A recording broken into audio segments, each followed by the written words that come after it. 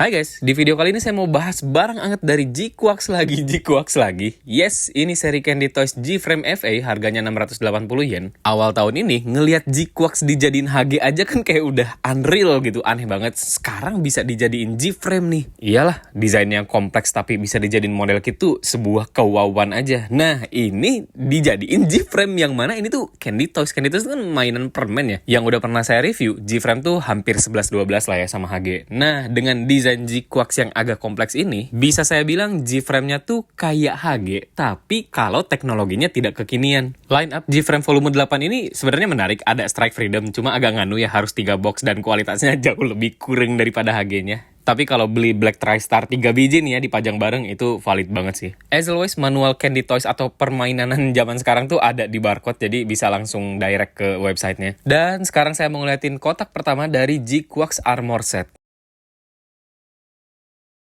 Versi G-Frame ini G-Quarks-nya cuma dikasih satu kepala yang tanduknya lagi ngebuka, alias waktu Omega Psycho Mew-nya lagi aktif, yoi. Kalau kalian cuma punya armor set-nya doang, ya kurang lebih looks-nya kayak gini. Patung real patung, tapi kalau dari bentukan utuh sih proper ya. Satu lagi, ada frame set yang di G-Quarks ini agak spesialnya ya karena moldingannya beda aja sih. Bentuknya lebih ngikutin ke si G-Quarks-nya sendiri. Ini lebih ke milestone aja sih. Respect sangat Candy Toys sekarang kualitasnya udah bisa sejauh ini. Ya bayangin aja kalau G-Frame ini belum ada embel-embel FA-nya, saya nggak tahu dah bakal sebolong-bolong apa G-Quarks-nya. Jadi G-Frame tuh ya dulu ada dua versi, G-Frame biasa sama yang baru tuh G-Frame FA. Beda paling kelihatannya sih di bagian armor. Kalau yang G-Frame biasa tuh armornya kayak masih bolong-bolong, ya sekadarnya mainan aja.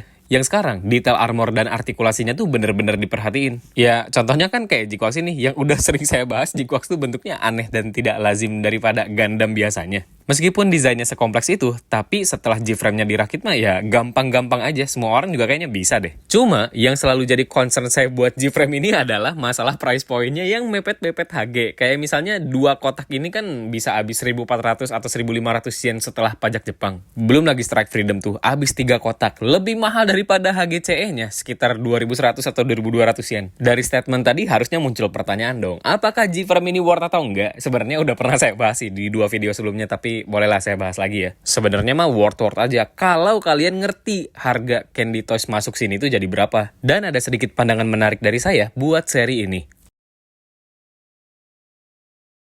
Dan ini bentukan dari G-Quarks Armor Set dan Frame Set. As always, saya nggak akan bahas tentang artikulasi karena ya gitu-gitu aja. Maksudnya, kualitas artikulasi mainan zaman sekarang mah udah bagus lah. Dan G-Frame juga kan emang spesialisasinya di artikulasi yang luas ini buat Candy Toys. Weaponnya G-Quarks bisa saya bilang komplit lah ya. Ada Zaku Tomahawk, ada Beam Saber, ada Beam Rifle, sama ada shieldnya. Feeling saya setelah ngerakit G-Frame G-Quarks ini hampir persis kayak HG-nya. Lebih kayak nggak percaya aja sih kayak bentuk sekompleks ini bisa dijadiin mainan. Apalagi G-Frame ini kan ukurannya lebih kecil ya daripada HG. Kayak bejrot, mainan sekecil ini masih dikasih detail yang ibaratnya kayak mendefinisikan identitas desain G-Quarks. Yaitu isi bagian kuning yang ada di dadanya. Terus warna-warna lain perpaduan antara parts dan color separation plus parts yang udah pre-painted. Ini nggak tahu kenapa, parts warna merahnya tuh tidak solid, kayak terlihat agak transparan, lebih kayak plastik murah. Nggak tahu sih, saya ngecek punya orang lain juga sama-sama kayak gini. Nah, tadi kan saya bilang ya, kalau versi G-Frame ini ibarat kayak G-Quarks yang dijadiin HG, tapi pakai teknologi yang tidak kekinian. Ya, setara HG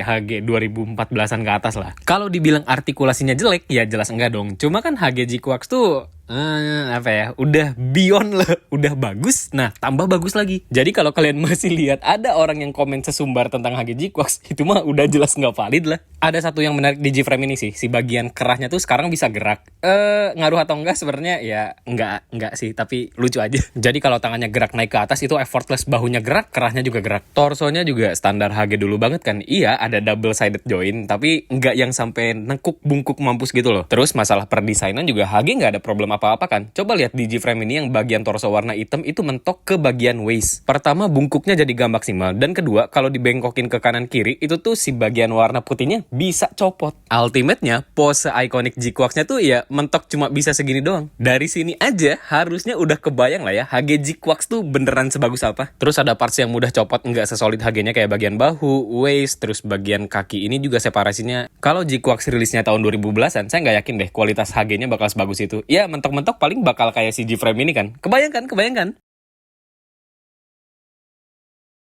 Kalau mau ngomongin worth, buat saya sih G-Frame worth aja. Selama, pertama ya, kalian tahu harganya berapa tadi, cara ngitung dan lain-lainnya. Terus yang kedua, kalian punya tujuan kenapa mau jajan G-Frame ini. Apakah untuk menamatkan koleksian, atau buat dimainin, atau buat di display bareng sama seri G-Quax ke depannya. Nggak bohong lah, kerasa banget G-Frame tuh harganya hampir mepet kayak HG. Dan kalau mau mending sih, mending ke HG-nya dulu ya. Ketiga, kalau mau dibandingin sama HG, jelas nggak bisa. Kan beda, yang satu Gunpla, yang satunya lagi Candy Toys loh. Tapi kalau mau ngelihat kualitas Candy Toys sekarang kayak gimana, jelas sudah bagus banget, terutama G-Frame FE ini, yang looks-nya udah nggak terlalu kelihatan kayak mainan. Nah, yang bikin saya sekarang agak kepincut sama G-Frame, sesimpel karena dia bisa dimainin dan dibawa kemana-mana. G-Frame ini ukurannya kayak pas banget di tangan, enak banget dimaininnya, kayak luas. Udah berapa hari, berapa minggu saya mainin, ini nggak ada letoynya sama sekali. Ya, ini ditujukan untuk kalian yang selalu mengeluhkan keletoyan. Terus yang tadi saya bilang relatif gampang copot tuh, itu cuma ada di G-Frame doang. Seri-seri sebelumnya kayak Aerial atau Calibar yang saya punya, nggak ada copot sama sekali, real. Pun kalau copot juga halal banget sih buat saya, tinggal dilem aja, nggak ngaruh kemana-mana juga. Pokoknya G-Frame ini enak lah buat diajak oshikatsu, yoi. Diajak makan, diajak jalan, dan kalau mau foto-foto yang paling penting bisa pose, tidak kaku kayak mainan lainnya. Jadi kayak bawa karakter favorit tapi travel size.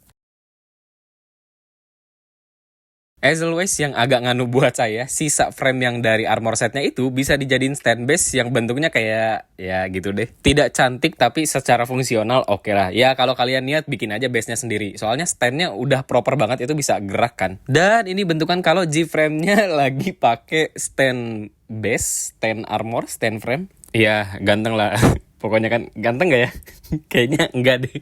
Next, ini side by side antara G-Frame G-Quax dan G-Frame Aerial. Karena ini non-scale, jadi ya semuanya satu ukuran sekitar 10-11 cm. Jadi, ntar next release-nya ke Siga 6 yang ada di volume selanjutnya, kurang lebih bakal bervolume dan tingginya segini juga. Tapi kalau lebih gede, saya nggak protes sih. Next, ini side by side antara G-Frame dan HG-nya G-Quax. Sekilas sih nggak beda jauh ya, paling kurang stiker yang garis-garis merahnya itu doang. Dan kalian tahu kan, G-Quax tuh HG-nya kecil, volumenya lebih menyusut lah daripada bentukan mobile suit biasa. Di G-Frame ini, respect-nya ya karena ukurannya lebih kecil, tapi eksekusi overallnya dengan detail-detail kayak gitunya tetap kecetak dengan tegas dan jelas. Makanya keren.